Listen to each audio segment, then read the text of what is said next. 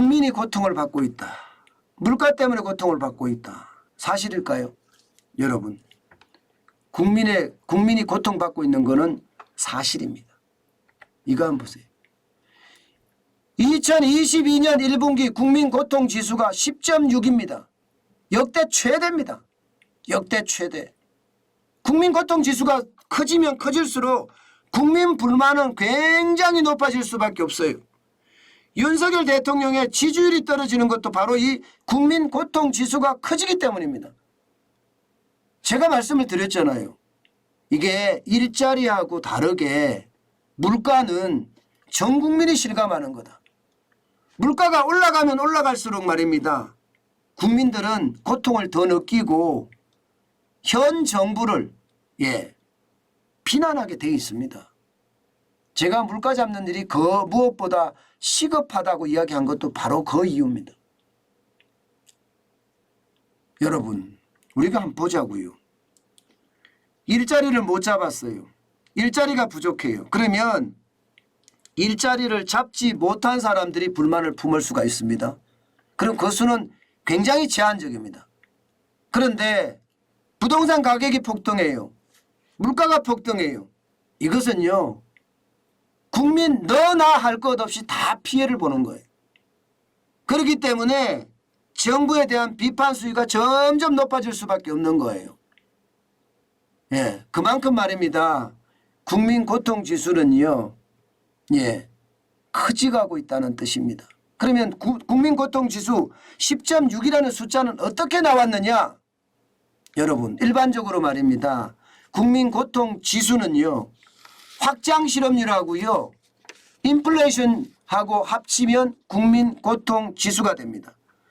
실업률 중에 확장 실업률이라는 것은 여러분, 주 36시간 미만에 해당되는 사람들도 포함을 시켜서 실업자로 확장했을 때 확장 실업률이 되는데, 그 확장 실업률이 2022년 1분기에 3.8%입니다.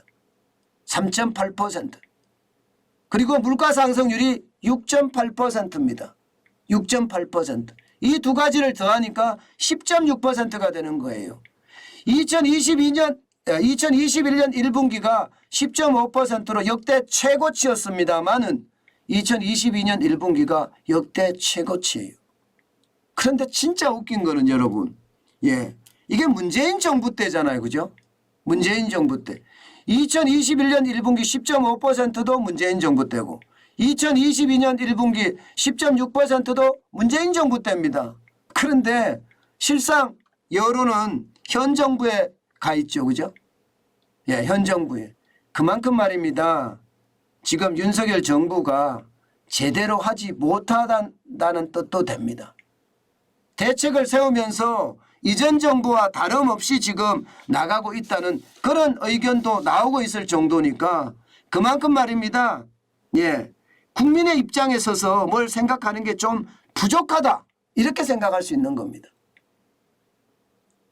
대통령 주재로 민생회의를 개최를 했습니다. 그러면서 말입니다. 관세율 인하를 쭉쭉 시키겠다. 그렇게 이야기하면서 물량도 더 늘리겠다. 이렇게 이야기하잖아요. 글쎄요. 진작에 그러면 늘리죠. 물가가 이렇게 올라가기 전에 진작에 늘려서 시장에 좀 충격적인 요법을 줄 필요도 있는 거거든요. 충격적인 요법을. 시장은 여러분 심리입니다. 심리. 시장은 수치를 중요하게 생각을 하지만 시장의 어떤 상황의 변동, 패러다임 시프트를 할 수 있는 것은요, 심리예요. 그래서 미국의 어떤 금리를 올릴 때 빅스텝이라고 하고서 0.5%씩 막 올려버리잖아요.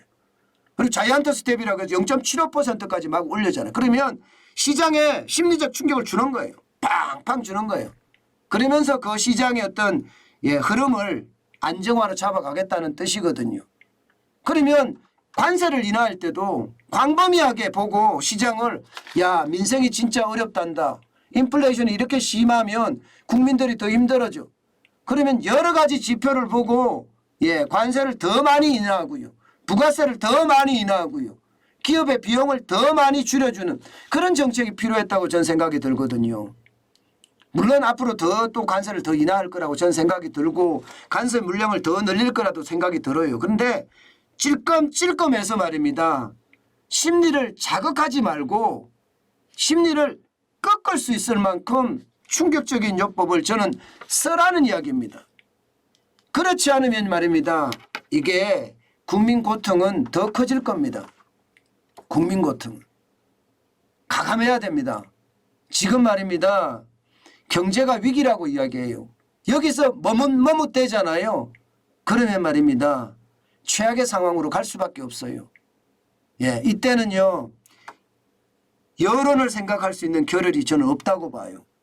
예, 오로지 말입니다. 경제만 가지고 바라봐야 되고요. 그 경제 속에는요. 심리가 작동을 하기 때문에 그 심리를 어떻게 안정화시킬 것인가에 초점을 맞춰야 됩니다.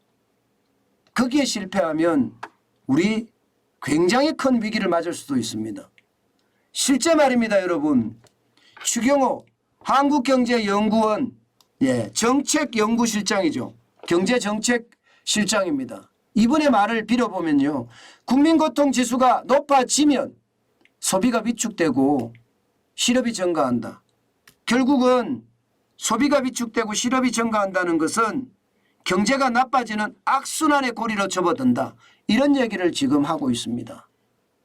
예, 그만큼 말입니다. 인플레이션과 실업은요. 예, 국민고통지수 자체가 쓸 돈이 없는 거예요. 예, 쓸 돈이. 내가 일자리를 못 가졌는데 물건값이 너무 비싼데 쓸 수가 없는 상황이잖아요. 그러니까 소비가 위축되는 겁니다. 소비가 위축이 되면 기업 입장에서는 어떻게 할까요? 기업 입장에서는요. 국민이 소비를 많이 해줘야지 많이 생산할 수 있어요. 그런데 소비가 위축이 되면 기업은요. 재고를 계속 쌓아야 돼요. 지금 뭐 삼성전자도 재고가 쌓이고 LG전자도 재고가 쌓이고 현대자동차도 재고가 쌓여가잖아요. 전부 다. 이런 상황이라면 여러분 결국 기업 입장에서는 구조조정해야 됩니다. 사람 줄여야 돼요. 그러니 실업이 증가하는 겁니다. 예, 그렇게 실업이 증가했을 때 전체 경제에 미치는 영향은 결국 말입니다. 예, 경기 침체의 악순환. 그 속에서 국민은 고통만 느낄 뿐이라는 뜻입니다. 저는 정부가 일단 심리에서 저는 이게 헤게몬이라고 해야 되나요? 이걸 잡아야 됩니다. 예, 경제에 관련돼서는 말입니다. 제일 먼저 제가 해야 될 거는요. 과감한 정책으로 국민들의 심리까지 확 잡아야 돼요. 이게 굉장히 중요합니다. 예, 그러면서 말입니다. 앞으로 다가올 위기를 대비해서 옥석 가리기 해야 돼요. 지금 대통령실에서도 말입니다. 예, 이게 대통령 직속위원회를 60에서 70% 줄인다고 하잖아요. 이런 구조조정 말입니다. 빨리빨리 시작을 해야 돼요. 그래야지만이 위기의 어떤 확산 속도를 멈추게 할 수 있고요. 그리고 그게 멈췄을 때 국민의 신뢰가 쌓입니다. 국민의 신뢰가 쌓이면요. 정부 정책에 대해서 국민이 믿게 돼요. 그러면 심리는 자연스럽게 안정을 찾아갑니다. 저는 그게 그 어느 때보다 진짜 중요하다고 생각을 해요. 이게 과감하고 그러면서도 아주 세밀하고 세밀할 땐 뒤로 빠지는 거죠. 과감할 때는 강력한 정책을 쓰면서도요. 가끔은 풀어줄 필요도 있어요. 그래야지 심리를 잡을 수 있으니까요. 저는 그게 지금 윤석열 정부에게는 어떤 것보다 필요하지 않을까. 저는 다시 한번 생각을 해봅니다. 제발이지 시장으로 읽어야 돼요. 예, 권력가가 자기 마음대로 자기 뜻을 펼치는 게 시장이 아니에요. 시장은 수요와 공급의 법칙에 의해서 움직이는 거기 때문에 그 수요와 공급의 법칙을 제대로 따르고요. 정부는 밀었다가 당겼다가 하는 게 중요하다는 뜻입니다.